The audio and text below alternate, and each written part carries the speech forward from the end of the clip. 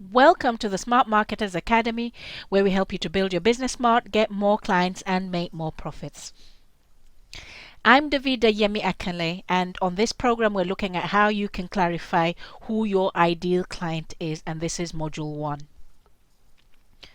So let's have a quick look at the course's objective. By the end of this session, you'll be able to list the characteristics that you'd like your ideal clients to have and identify who your ideal client really is. If you're going to be in business, you need to know who you're doing business with. You need to know the profile of the type of client that you're targeting your marketing activities at. You can't just play a game of hit and miss.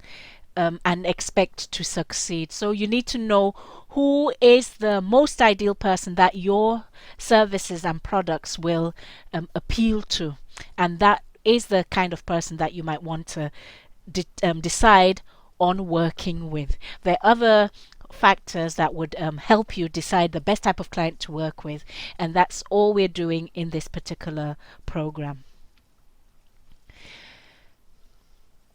So basically, the process that we're going through is going to help you identify the most ideal person to work with. Business is a relationship, it's a partnership. Just like a marriage, not everyone is your ideal marriage partner. Not everyone can be your best friend or a good friend, So when it comes to business, it's especially in the types of businesses that we are working in, like coaching, training, consulting, what you'd find is that you need to have an intimate relationship with your client or with your target market. So more so in these businesses is the idea of having an ideal client important. So your ideal client will be one that really wants your help, not someone who is vaguely interested in what you have to offer. Like when we looked at choosing your profitable niche, we looked at what your ideal client's passions and interests and concerns or fears are. And then we looked at you choosing a business idea that would correlate with that.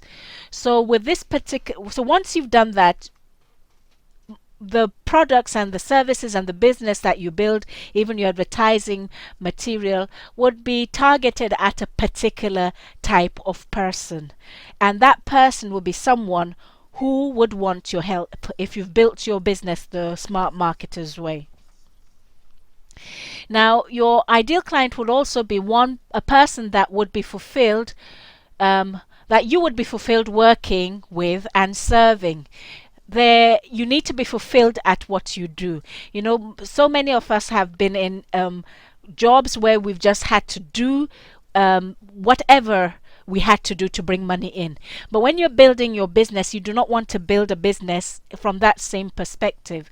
So you want to select people. You want to pick a person. If you're going to spend a long time with this person, if you're thinking of building a long-term relationship with your ideal client, then it should be someone who you would be fulfilled working with and helping. It would also need to be people who would appreciate what you have to offer and people who would use what you have to offer. People who could not just appreciate it saying it's a nice thing, but people who would appreciate the value that you bring to the table and use it to better themselves and use it to move towards their goals. So when you're thinking of this person, you need to think of someone who you can get into this relationship with, where the benefits can be mutual. They have somewhere they're trying to go, or something they're trying to achieve, or something they're trying to eliminate, and you're there to help them achieve that goal or move them in the direction that they wish to go in. So it's a relationship that would benefit both of you, both parties. So who is your ideal client? Now, it's a problem if you do not know who your ideal client is, because you'll be confused. You'd be presenting your business to everyone. You'll be getting a lot of people turning your offer down. and that's not what you want. So you don't have that much time or resources when you are in business for yourself. So you need to be focused and targeted. You need to be clear about what you're trying to do and who you're trying to reach. Another thing is that if you don't know who your ideal client is, how would you create the right offers for them? How would you create the right products or the right services for them? For instance, if you're a dressmaker, let's assume that, okay, maybe a person is a dressmaker and I want a dress made for me. If you don't know who I am, how can you make a dress for me? How would you know it would fit me? So all I'm just trying to say is that the more you know who you're going to be working with, the more tailored your business can be to their needs. And when they spot your solution, they will know it has been created for them. They will know it's been made for them.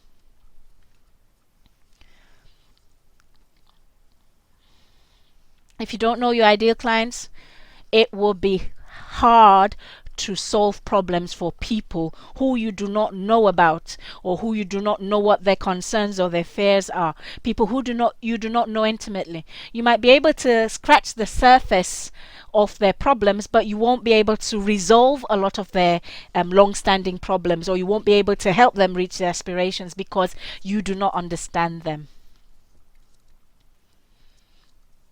And if you need to understand that the quality of the problems that you solve determine the remuneration that you receive in the marketplace. So if you're able to solve problems and you're able to satisfy them or solve them satisfactorily, then it means you won't receive any pay. And business is about profits. So if you're not making profits, you might as well go and get a job. But that's not what you want to do. You want to make this work, and we want to make it work for you. So that's why we're saying that you need to look at your foundation to make sure that your foundation is built right.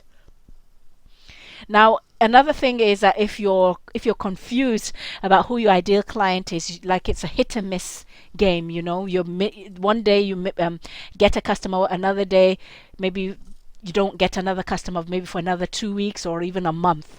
Basically, what that means for you as a business person is that your pay will be inconsistent. So you can't afford to have that. You want your pipeline full with clients who are hungry for what you have to offer.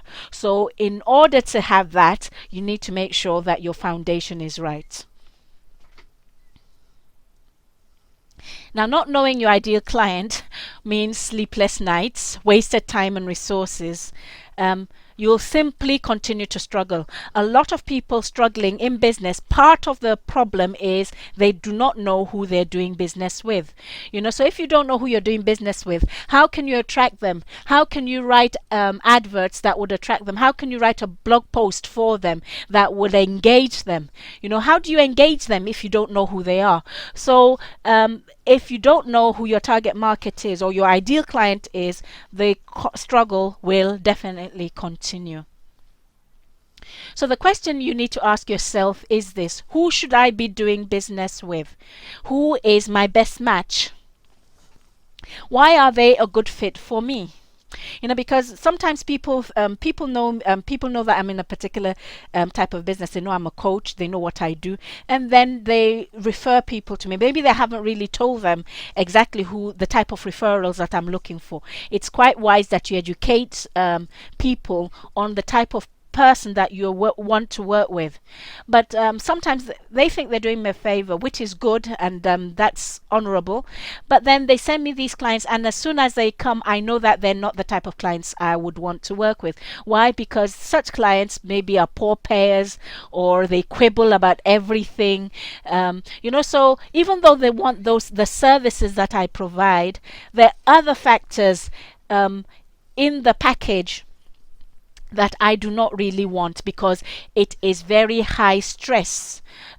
Those relationships are high stress relationships, which you can do without, because eventually what you end up doing is you'll end up losing the money that you were working for. You'll end up trying to satisfy someone who is insatiable. So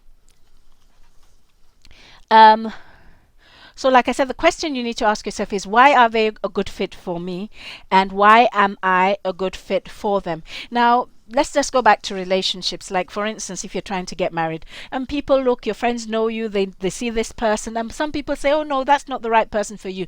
But sometimes maybe, you know, you've got blinkers on, you're in love, you can't really see, and then you decide to go for the wrong person. Basically what you would find is that that relationship might be one where you really struggle because you were not a good fit for one another. So this is relationships in any type, any shape or form. You know, the same principles apply. The same principles apply to business. So why are they a good fit for me? Why am I a good fit for them? You know, it's a two-way thing. So it's not just about you not being a good fit for them, or they not be them not being a good fit for you. It's why are you a good fit for them, or why you're not a good fit for them. Now recently, in one of the forums that I engaged in, a lady posted a question. Somebody's approaching her for work and she was just struggling. How do I turn this person away without them feeling I'm prejudiced, or you know, she had a lot of concerns. But then basically, if you've identified your ideal client, you would know that that person is not an ideal client for you. So you don't need to go through the stress of thinking about what to say to them. You can simply say, well, I don't think I would be the best person to work with you. And that would solve the problem. I don't think I'm the best person who could help you with this particular problem. Or I don't think, we would work together well. So there are different ways to put it, and there are ways to put it positively. Because it's not everybody you're out there to help. There might be people who maybe they can't afford your prices and they wanted to beat your prices down. There are people out there who it could be your values clash, and it will be difficult for you to compromise your values as you're working with them. So you need to think about these things even as you decide on who your ideal client is. And like I said, it goes both ways, because there's so many relationships, business relationships, that you start that you think, oh no, let me help this person, no, they don't understand, but I'll educate them. And sometimes you'll end up getting burnt. So you need to sometimes they pay you part of the fees, and the rest is history, because you'll never get paid for whatever is left. It becomes a big problem. You have sleepless nights, and that's not what you want. So if you want to eliminate the stress, if you want to do business properly, and if you want the most fulfilling people to work with, people who would get the best solutions, people who would appreciate what you do, and people who you can enjoy helping, then it's important you go through this process. So the question again is, who are my most profitable clients? Not every client is a profitable one. Like I said, some people, all they're looking for is what is free. They don't intend to move up another level. Well, there's nothing wrong with that, them consuming your free products. If there are people who would use your free products, they would eventually get to a point where they would probably be able to buy your paid products. So there's nothing wrong with that, but you cannot do business with them per se. So you need to have people like that who might need to move from where they are to the next level, but you need to have people who are ready to pay for your services, people who value what you bring to the table, who are ready to exchange value for value. Because as a business person, you're giving them value, they're also giving you value. The value they're giving you is money, the value you're giving them is the services, and in most cases what you should be giving them should be a lot more than what they're giving you. Otherwise you will not be there won't be a good exchange. They won't want to give you their money, or what you're asking them for. So for instance, if you're wanting, if your product is maybe, let's say, £149 or dollars, you need to give them a lot more value than that. They need to perceive that what you're giving them is going to give them and produce a lot more value than what they're paying for. So that's how you are able to get them to pay for what you provide. You give them value, a lot more value upfront than what they're paying for. So even though if you do business, for instance, if you're running a charity, you give value away for free. But if you're in business and you're even struggling to sell, because a lot of people have a problem with selling, what you can see yourself doing is, yes, I'm not giving them exactly, I'm not taking money from them, I'm actually giving them, even though they're paying me, they're not paying me for as much as what I am giving them. You're giving them more value than they're actually paying for. And the thing about what you give them, in most cases, they would reap a lot more benefits from that which you have given to them, if you have built your business in a way that would add value to people and benefit people. So the answer to these questions would help you decide on the right type of clients with whom you can build a fulfilling business with. So we've come to an end of the first module of this program. If you'd like to find out more about our other products and services, please visit us at www.thesmartmarketersacademy.com, and I'll see you on module 2.